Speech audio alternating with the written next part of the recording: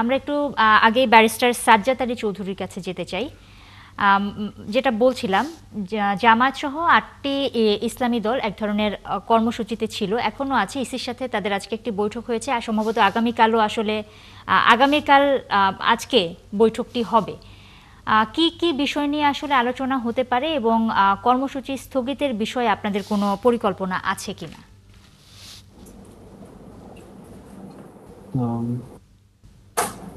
Basically এটা তো একটা কন্টিনিউয়াস প্রসেস, এবং সে যেটা ছিল, আহ, প্রথমে তো একটা ইস্যু ছিল যে আহ, আগে গণভোট, কিন্তু সাবসিকুয়েন্টলি তো বেসিক যেহেতু সরকার একটা একই দিনে গণভোট হওয়ার যে সিদ্ধান্ত জানিয়ে দিল, এরপর জামাত ইসলামী তো একটা স্টেটমেন্ট দিল বেসিক্যালি যে তারা, যদিও বা অর্ধেক দাবি পূরণ হয়েছে, কিন্তু তারা নির্বাচনের পথেই হাঁটছে।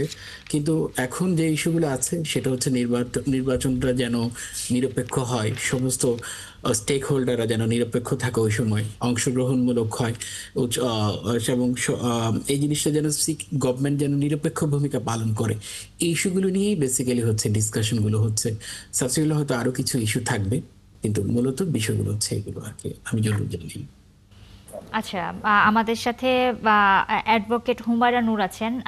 আপনার কাছে একটু জানতে চাই, আম, আম, আপনাদের সর্বশেষ অবস্থান, প্রার্থী বাছাই নির্বাচনের সর্বশেষ যে অবস্থান, সেটা যদি একটু বলেন।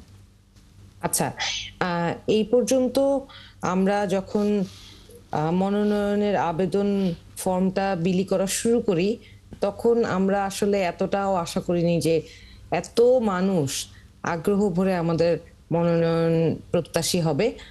তো মানুষের আবেদন এবং মানুষের অনুরোধের প্রেক্ষিতে আমরা 13 তারিখ আমাদের মনোনয়নের আবেদন ফর্ম গ্রহণ করার সর্বশেষ তারিখ থাকলেও সেইটাকে 20 তারিখ পর্যন্ত বাড়ানো হয়েছে। তো আমরা দুইটা প্রক্রিয়ায় মনোনয়ন ফর্ম আমরা বিলি করছি, সেটা হচ্ছে একটা হচ্ছে অনলাইন, একটা অফলাইন। অনলাইনে আপনি ওয়েবসাইটে ঢুকে আমাদের অনলাইন ফর্ম ফিল আপ করতে পারবেন, এবং অফলাইনে আমাদের কেন্দ্রীয় অফিসে এসে আপনি আমাদের ফর্ম সংগ্রহ করতে পারবেন। যাই হোক, এই প্রক্রিয়া অন্যান্য সব রাজনৈতিক দলগুলোর মতোই আমরা আমাদের যে মনোনয়নের যে যাচাই বাছাই প্রক্রিয়া, সেটা আমরা সর্টিং করা এবং সবার সাক্ষাৎকার নেওয়া, সেই প্রক্রিয়ার মধ্যেই আছি। এবং এরই মধ্যে বেশ কয়েকজনের আসনের ব্যাপারে আমরা মোটামুটি আসন কোথায় কোথায় কাকে প্রার্থী হিসেবে দিতে পারবো সেইটার ব্যাপারে একটা মোটামুটি একটা সিদ্ধান্তে উপনীত হতে পেরেছি। আমাদের প্রায় গতকালকে পর্যন্ত প্রায় 1100+ মনোনয়ন ফর্ম বিলি হয়েছে, এবং আমরা এই প্রক্রিয়াটা আশা রাখছি যে এই এই 20 তারিখে আমাদের 22 তারিখের মধ্যে ইনশাল্লাহ আমরা 300 আসনেই আমাদের প্রার্থী ঘোষণা করতে পারবো। আমরা একটু যদি একটু জেনে আসি অ্যাডভোকেট রুহুল কুদ্দুস তালুকদারের কাছ থেকে। ফখরুল ইসলাম আলমগীর আজকে বলেছেন যে গতকালের কথা আসলে এটা অনেকটা বিভ্রান্তি, হতাশা এবং অনিশ্চয়তার মধ্য দিয়ে এই নির্বাচনের সম্ভাবনা দেখা দিয়েছে। আসলে বিভ্রান্তি এবং হতাশাটা কোথায়? না না, এখানে আপনি তো জানেন যে বিভ্রান্তি মানে কি, এই যে ফ্যাসিস্ট, এই 5 তারিখের পর থেকে কিন্তু তারা তাদের ষড়যন্ত্র এবং তাদের চক্রান্ত, তারা কিন্তু থেমে নাই। এই যে আজকে এই ককটেল ফুটানো, এই যে গাড়িতে আগুন দেওয়া, এই যে আমাদের বিরুদ্ধে অভিযোগ করতো, কি অগ্ন কি অগ্নি কি আমরা সংযোগ, আগুন সন্ত্রাস, অগ্নিসংযোগ। অগ্নি সন্ত্রাস। এই অগ্নিসংযোগ। যে ইনু সাহেবরা যেভাবে আমাদেরকে আক্রমণ করে, যখন তারা ক্ষমতায় ছিল, বিএনপি কে বা জামাতকে অগ্নি সন্ত্রাস, কিন্তু আজকে কিন্তু সেটাই সেটাই প্রমাণিত হচ্ছে কারা অগ্নি সন্ত্রাস। আজকে ধরেন ধরেন এই যে বেগম খালেদা জিয়ার বিরুদ্ধেও রায় দিয়েছে, আমরা সেদিন হাজার হাজার মানুষ, লাখো মানুষ রায়ের পরে কিন্তু আমরা একত্রিত হয়েছে না। এবং বলেন যে একটা ঘটনা সেদিন ঘটেছে, এটা অন্যায়ভাবে যে তার রায় দেওয়া হয়েছিল, আমরা কিন্তু বিচারের আইনের মাধ্যমে যাওয়ার চেষ্টা করেছি, এমন কোনো ঘটনা ঘটে। আজকে এই দলের নেতা একসময় শেখ মুজিব ছিল একটা গুন্ডা টাইপের মানুষ, তার মেয়ে ঠিক একইভাবে একই স্টাইলে এদেশে ওই তার মানে আওয়ামী তন্ত্র প্রতিষ্ঠা করার চেষ্টা করে যাচ্ছে। তো আমরা মনে করি যে আজকে যে আমাদের অ্যাডভোকেট হুমায়রা আছে বা অ্যাডভোকেট সাজ্জাদ আলী সাহেব আছে, আমরা আজকে যে আমাদের ত্যাগের বিনিময়ে যে অর্জন, এই অর্জন কোনোভাবে যেন বিঘ্ন না হয়, ব্যাহত না হয়। আমরা চাই এই নির্বাচনের জন্য তো আজকে যে আমি রুহুল কুদ্দুস তো দুলু, এরা তো ছোট মানুষ। আমি 30 বছর বয়সে এমপি হয়েছি, আমি মানে তারপরে 35 বছর বয়সে আমি মন্ত্রী হয়েছি। যে জীবনের সবচেয়ে মানে ভালো সময়, যে সময় মানুষ বেড়াবে, যে মানুষ সে সময় মানুষ ঘুরে বেড়াবে, ওই টাইমটা আমি আমার জীবনের দলের জন্য, দেশের জন্য আমি নিজেকে মানে নিয়োগ করেছি। তো আজকে ধরেন সে সময় যদি আমি এমপি মন্ত্রী না হতাম, আজকে 24টা বছর 2001 সালের অক্টোবর মাসের 1 অক্টোবর আমি এমপি হয়েছি লাস্ট। তার আগে 3বার এমপি হয়েছে। লাস্ট এমপি হচ্ছে আমি 2024 সালে। এই 24টা বছর আমাকে আমার এলাকার মানুষ আমাকে ভোট দিতে পারেনি। অর্থাৎ 2008 সালে আমি জেলে 2 বছর, 2014 সালে আমি জেলে প্রায় 2 বছর, 2018 সালে জেলে আবার 2024 সালে এই যে লাস্ট, আমি মারাত্মক অসুস্থ ছিলাম, আপনারা দেখেছেন টেলিভিশন বা পত্রিকার মাধ্যমে, মৃত্যুর মুখোমুখি। সেই অবস্থায় আমাকে ছাড়েনি, আমি জেলখানে গেছি। আমি যেটা বলতে চাচ্ছি, এই নির্বাচনের জন্যই তো আমরা এই দীর্ঘ দিন অপেক্ষা করেছি। এই নির্বাচনের মাধ্যমে একটা জবাবদিহিমূলক সরকার আসবে। আমি বিশ্বাস করি হয়তো রাজনীতির কারণে জামাতি ভাইরা বা আমরা যারা রাজনৈতিক দল আছি অনেক কথাই হবে। আমি মনে করি যে এই অনিশ্চয়তা, এই সুযোগটা যেন ফ্যাসিস্ট না পায়, এটা আলোচনার মাধ্যমে কি গণভোট বা কবে হবে কি হবে না, এটা আমি বিশ্বাস করি যে এটা আলোচনা করে এটা খুব কঠিন একটা বিষয় না, এটা সমাধান হবে এবং ইনশাআল্লাহ নির্ধারিত সময় নির্বাচন হবে। এতে করে সন্দেহ যেটা, এটা এই ফ্যাসিস্টরাই আমাদের মধ্যে বিভেদ বা সন্দেহের সুযোগটা সৃষ্টি করার চেষ্টা করেছে। আমি বিশ্বাস করি আমার পার্টির মহাসচিব যথার্থই হয়তো বলেছেন যে ফ্যাসিস্টরা চেষ্টা করছে, ফ্যাসিস্ট এজেন্টরা, বিশেষ করে পার্শ্ববর্তী রাষ্ট্র যারা এই দীর্ঘদিন আমাদের উপর আধিপত্যবাদ সাম্রাজ্যবাদী তন্ত্র আমাদের উপর চালিয়ে গিয়েছে, তাদের সেই তো এখনো যায় না। তারা তো মারাত্মকভাবে ক্ষতিগ্রস্ত, কারণ তাদের মেন এজেন্ট ক্ষমতা থেকে পালিয়ে গেছে। মেন এজেন্ট যার মাধ্যমে এদেশের তাদের মানে সাম্রাজ্যবাদী তন্ত্র প্রতিষ্ঠিত করেছিল, আজকে তারা নাই। আর এই জন্য তারা দিশাহারা হয়ে কিভাবে আমাদের মধ্যে বিভেদ সৃষ্টি করানো যায় সেই চেষ্টায় চালিয়ে যাচ্ছে। আর এতে করেই আমাদের মহাসচিব আশঙ্কা করছেন, এটাই আমি মনে করি। দুলু ভাইয়ের কথাটা যদি একটু খেয়াল করেন, দেখেন যেই গণ অভ্যুত্থানে আমরা সবাই দলমত নির্বিশেষে একটা প্ল্যাটফর্মে এসে দাঁড়িয়েছিলাম বাংলাদেশটাকে মুক্ত করার জন্য, আজকে আগামীকালকে সকালের যে বিচারের রায়, সেই রায়কে সামনে রেখে কিন্তু আবারও আমাদের সকলের রাজনৈতিক মতভেদ ভুলে গিয়ে আমরা কিন্তু একই জায়গায় একসাথে কাঁধে কাঁধ মিলিয়ে দাঁড়িয়েছি। সুতরাং কোনো পরাশক্তি যদি আমাদেরকে পরাহত করার চেষ্টা করে, কোনো ষড়যন্ত্র করে, তাদের মনে রাখা উচিত যে বাংলাদেশিরা আগে নিজের দেশের মাটিকে নিজের রক্ত দিয়ে, নিজের সর্বচেষ্টা দিয়ে এক হয়ে এগুলোকে প্রতিহত করতে জানে। সুতরাং বাংলাদেশের বিরুদ্ধে ষড়যন্ত্র করার আগে, কোনো পরাশক্তিকে সুযোগ দেওয়ার চেষ্টা করার আগে মানুষকে এদেরকে আসলে দুবার ভাবা উচিত। এই শেখ হাসিনা বিদেশে বসে এই আওয়ামী লীগের রাজনীতি করবে আর বাংলাদেশে সন্ত্রাস কায়েম করবে, মানুষকে ভয় দেখাবে, এইটা বাংলাদেশের মানুষ আর মেনে নিবে না। আমরা দলমত নির্বিশেষে সবাই এক হয়ে এই সন্ত্রাসী কার্যক্রমকে প্রতিহত করব। আচ্ছা, তিনজনই এখন যেহেতু এক জায়গায় আছেন, তিনজনের কাছেই আমার প্রশ্ন, তাহলে এই যে একে অপরের বিরুদ্ধে আমরা মাঝে মধ্যেই দেখতে পাচ্ছি অনৈক্য, তারপরে একজন আরেকজনের বিরুদ্ধে বিষোদ্গার এবং কাদা ছোড়াছড়ির কাজটা কিন্তু চলছে, যে কারণে মানুষ কিন্তু ভাবছে যে মনে হয় যুদ্ধাংদেহী মনোভাব নিয়ে সবাই নির্বাচনের মাঠে বা এখন আন্দোলনের মাঠে আছে। এই তিনজনই আছেন, আপনারা তিনজনই বলেন এটা আপনাদের কেন এই ধরনের মানুষের মধ্যে এই ধরনের পারসেপশন কেন তৈরি হচ্ছে, বলেন আপনাদের নিয়ে। কাগজ ভাই, হুমায়রা তো আমার সন্তানের মতো, ও যথার্থই বলেছে। ও যেটা বলেছে, আমাদের রাজনৈতিক মত পার্থক্য, আদর্শগত ভেদাভেদ যেটাই থাকুক না কেন, একটা জায়গায় কিন্তু আমরা ঐক্য। ফ্যাসিস্টের সাথে কোনো আপোষ নাই।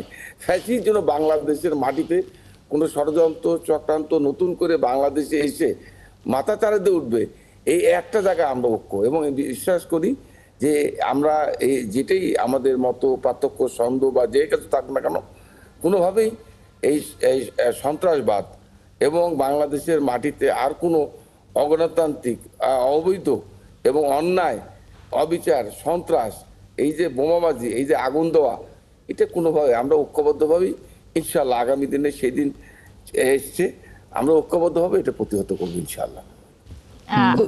জি, ব্যারিস্টার সাজ্জাদ আলী চৌধুরী আছেন, আপনিও যদি বলেন এই বিষয়ে। আচ্ছা, এই ক্ষেত্রে আমার কথা আমি একটু অ্যাড করি ওনাদের সাথে। সেটা হচ্ছে বেসিক্যালি জামাত তো তার নিবন্ধন হারিয়ে ফেলেছিল, প্রতীক হারিয়ে ফেলেছিল, এবং তাদের নেতারা হাসি মুখে ফাঁসির দড়ি গলায় ঝুলিয়ে শাহাদাত বরণ করেছে। আসলে এই সব কিছুর উদ্দেশ্য একটাই, বাংলাদেশে গণতন্ত্রের চর্চাটা আবার ফিরিয়ে আনা। এবং বিএনপি অবশ্যই আমাদের সাথেই ছিল, সহযাত্রী যেটাকে বলতে গেলে। কিন্তু মতৈক্য যে বিষয়টা ছিল সেটা হচ্ছে কিছু ইস্যু থাকবে, যেহেতু দুটো আলাদা রাজনৈতিক দল, রাজনৈতিক প্ল্যাটফর্ম, আদর্শিক প্ল্যাটফর্ম, অবশ্যই মতৈক্য থাকবে। কিন্তু নির্বাচনের ট্রেনে জামাত উঠে গেছে, বিএনপি উঠে গেছে। জামাত সবার আগেই 300টা আসন ঘোষণা করেছে, এবং শুধু তাই না, তারা গভর্নমেন্টের সাথে বিভিন্ন সময় বলেছে নির্বাচন কখন হওয়া উচিত, বৃষ্টির সিজনে না হয়। জামাতের আমিরও স্পেসিফিক্যালি বলেছে, পরামর্শ দিয়েছে। শুধু তাই না, জামাত নির্বাচন আরো বেশি করে যায়, কারণ এর মধ্যে ইউনিভার্সিটি বিভিন্ন সংসদীয় ইলেকশনগুলোতে তারা ভূমিধস বিজয় পেয়েছে, যার কারণে তারা আরো বেশি কনফিডেন্ট। হাওয়ার কি হবে বাস্তবে সেটা দ্যাট ডিফারেন্ট ইস্যু, বাট তারা খুবই কনফিডেন্ট যে তারা ভালো করবে। শুধু তাই না, গণতন্ত্র চর্চার জন্য তাদের এখন মূল যে জিনিস সেটা হচ্ছে ইলেকশনটা যেন নিরপেক্ষ হয়, স্টেক হোল্ডাররা যারা অর্গানাইজ করছে, যারা স্টেক হোল্ডার, সরকারের মধ্যে যারা কাজ করছেন, তারা যেন নিরপেক্ষ থাকেন। কারণ আমি ব্যক্তিগতভাবে এখনো ভোট দিতে পারি নাই, আমার চুলদারি পেকে গেছে, কিন্তু আমি এখনো একবারও ভোট দিতে পারি না আমার এই বয়সে। এই ইস্যুটা হচ্ছে এই জায়গায় যেন নিরপেক্ষ থাকে এবং উৎসব মুখর যেন ইলেকশন হয়, সবাই যেন পার্টিসিপেট করে। যার কারণে জামাতের কোনো অ্যাক্টিভিটিসে ইলেকশন হবে না বা ইলেকশন করা যাবে না বা ইলেকশনের পথে অন্তরায় হয়, এরকম কোনো অ্যাক্টিভিটিস তারা পারফর্ম করছে না। বরঞ্চ আমাদের প্রত্যয় হচ্ছে আগামী যে জেল জুলুম হলো, জুলাই হলো, বড় ধরনের গণহত্যা হয়ে গেল, মানবতা বিরোধী অপরাধ হয়ে গেল, আগামীকাল যে ইয়াটা হচ্ছে, ভার্ডিক্টটা হবে, ট্রাইব্যুনাল যে ভার্ডিক্টটা দেবে, এইটা সামনে রেখে সবাই কিন্তু দেখেন এক হয়ে গেছে। আমরা কিন্তু এখানে কোনো নেগেটিভ কথা বলছি না, কারণ আমাদের ইন্টেনশনটা হচ্ছে পজিটিভ। বাংলাদেশের গণতন্ত্র চর্চা ফিরিয়ে আনা, বাংলাদেশের যে অপরাধগুলো হয়ে গেছে, অপরাধগুলো হয়ে গেছে, জুলুমগুলো হয়ে গেছে, এবং সেগুলোর বিচার হওয়া, এবং সেই বিচারের কালকে কিন্তু শেষ নয়, কালকে কিন্তু শুরু। এইটা চলতে থাকবে, কারণ এই বিচার প্রক্রিয়া যদি শুরু হয়ে যায়, যেমন কতক্ষণ আগে মনে একটা এই প্রশ্নটা আমি পাইনি, যদি আপনারা যদি পারমিশন দেন আমি সাপ্লিমেন্ট করি। যেমন বলা হচ্ছে শেখ হাসিনা নারী হিসেবে কোনো সিম্পেথি পেতে পারে কিনা কনভিকশনের ক্ষেত্রে। কেন সে কনভিকশনের সিম্পেথি পাবে? কারণ আমরা তো এখন কাজী নজরুলের ভাষায় যদি বলতে হয়, বিশ্বে যা কিছু মহান সৃষ্টি চিরকল্যাণতর, অর্ধেক তার গড়িয়েছে নারী, অর্ধেক তার নয়। এখানে তো আমরা তো জেন্ডার ইকুয়ালিটি নিয়ে কথা বলছি সব জায়গায়, নারীরা সব জায়গায় সমান অধিকার, সমান সম্মান সবকিছুই পাচ্ছে। তাহলে যখন একজন ক্রাইম করবে, তাহলে সে কেন তার কনভিকশনটা নারী হিসেবে সে তার কম পাবে? অবশ্যই সে ভালোই পাওয়া। যেমন ধরেন আমরা জার্মানিতে যদি দেখতে পাই, যেমন ইনমা গ্রিজ, যিনি ছিলেন সামান্য একজন নারী পাহারাদার নাফসি বাহিনীর, তাকে ডেথ সেন্টেন্স দেয় 1945 সালে এবং এক্সিকিউট করা হয়েছে। শুধু তাই না, ওই সময় এলমা কোচ, একজন ক্রাইম এগেন্স্ট হিউম্যানিটির কারণে তাকে যাবজ্জীবন দেওয়া হয়েছে। শুধু তাই না, যুক্তরাষ্ট্রের দিকে তাকালে সিরিয়াল কিলার সামান্য একজন 7 জন পুরুষকে মেরে ফেলেছে এক ভদ্রমহিলা, আইলিন ওটনেস। তাকে 7 জন পুরুষকে মারার কারণে তাকে কনভিকশন দেওয়া হয়েছে এবং লেথাল ইনজেকশন দিয়ে ডেথ সেন্টেন্স এক্সিকিউট করা হয়েছে। যার কারণে এখানে তো 1400-1500 মানুষের প্রাণ, 1500 জলজন্ত মানুষ সামনে দাঁড়িয়ে যুদ্ধের মতো করে একটি দেশ, সিভিলাইজ একটা কান্ট্রির মধ্যে হেলিকপ্টার দিয়ে, সেনাবাহিনী নামিয়ে, বিজিবি নামিয়ে, পুলিশের, র্যাব সবাই মিলে হত্যা করেছে একটা উৎসব মুখরভাবে। তাহলে তাকে কেন কম কনভিকশন দেওয়া হবে? আমরা এই ক্ষেত্রে সব দল সবাই একমত যে ওনার প্রপার সাজা হওয়া উচিত ওনার সহযোগীদের প্রপার আমরা সাজা। আমরা শেষের দিকে না, আমরা একদমই শেষের দিকে আচ্ছা, একটা বিরতি just নিতে হবে। ও বিরতি নিতে হবে। একটা বিরতির সময় হয়ে গেছে, আমরা ফিরে এসে আবারও আপনাদের সাথে কথা আর- বলবো। কারো একবার আমন্ত্রণ ৭১ জার্নালে। আমাদের সাথে স্টুডিওতে আছেন আমিরুল ইসলাম কাগজি এবং অনলাইনেও ৩ জন অতিথি আছেন। আচ্ছা, আমি হুমায়রা নূর একটু ছোট্ট করে প্রশ্ন করবো এবং ছোট্ট উত্তর দিবেন, তার কারণ এখন আর সময় নেই। আপনারা বলেছেন আপনাদের মনোনয়নের ক্ষেত্রে সৎ রিক্সা চালক হবেন সংসদ সদস্য প্রার্থী, এটা আপনারা চেয়েছেন। তো পার্লামেন্টে পাঠাবেন আইন প্রণয়নের জন্যে, তাহলে সেখানে কি এই সৎ হোক, কিন্তু এর রিক্সা চালক পাঠালে কি আপনি আইনের ওই বিষয়গুলো তার কাছ থেকে পাবেন কিছু? বলেন। আচ্ছা ছোট করে কাগজি ভাই, উত্তর দিন। ছোট করে উত্তর যদি দিতে বলেন, ধরেন একজন রিক্সা চালক হলো কিন্তু সে বাংলাদেশের একজন নাগরিক, এবং বাংলাদেশের রিক্সা চালকরা এখন অনেক অনেক বেশি বাংলাদেশের ব্যাপারে, রাজনীতির ব্যাপারে অত্যন্ত সচেতন। সুতরাং একজন রাজনীতি সচেতন মানুষের যদি অভিজ্ঞতা থাকে এবং সে বাংলাদেশের রাজনীতির ইতিহাস, বাংলাদেশের ভবিষ্যৎ সম্পর্কে তার যদি স্পষ্ট ধারণা থাকে, তাহলে সে অবশ্যই বাংলাদেশ পুনর্বিনির্মাণে সে একজন সংসদের সদস্য হিসেবে অংশগ্রহণ করার তার অধিকার আছে। একজন নাগরিক হিসেবে সে বাংলাদেশের অন্যান্য জনগণকে প্রতিনিধিত্ব করার তার অবশ্যই অধিকার আছে। হ্যাঁ, এখন আইন প্রণয়নের বিষয়টা ধরেন মোটা দাগে যদি আমি বলি, উনি যেই পেশায় আছেন সেইটুকু যদি উনার বুঝ হয়, বাংলাদেশে উনারও অধিকার আছে যে উনি সংসদে বসে বাংলাদেশের অন্য 10 জন মানুষের জন্য প্রতিনিধিত্ব করবেন। বাংলাদেশে কি এই পর্যন্ত সমস্ত সংসদীয় আসনের প্রতিনিধিরা অনেক শিক্ষিত লোক ছিলেন, বা অনেক অনেক সবাই কি অনেক অর্থবিত্তশালী পরিবার থেকে বিলং করতেন? অনেক নিম্ন আয়ের মানুষও কিন্তু সংসদে গিয়েছেন এবং অনেক কম শিক্ষিত মানুষও সংসদে গিয়েছেন। সুতরাং একজন রিক্সা চালকের অধিকার আছে জি। সংসদে যাবার। এর সময় সাথে খুব অল্প, আমি আপনি যদি অন্য একটা কাউকে শেষ প্রশ্ন না, করেন। অন্য কাউকে শুধু একটা বক্তব্য আমি যেটা বলতে চেয়েছি যে এই 24 আমাদেরকে অনেক কিছু দেখিয়ে দিয়ে গেছে, অনেক কিছু শিখিয়ে দিয়ে গেছে। আগামীকালকের রায় আমাদেরকে আরো অনেক কিছু শিখাবে যে বাংলাদেশের মানুষের প্রতি অবিচার, অন্যায় করার পরিণতি কি হতে পারে, এবং সেটা থেকে আমাদের প্রত্যেকটা রাজনৈতিক দলের শিক্ষা নেওয়া উচিত। আচ্ছা, সবাইকে শুভরাত্রি। ধন্যবাদ হুমায়রা নূর। ব্যারিস্টার সাজ্জাদের কাছে একটা প্রশ্ন।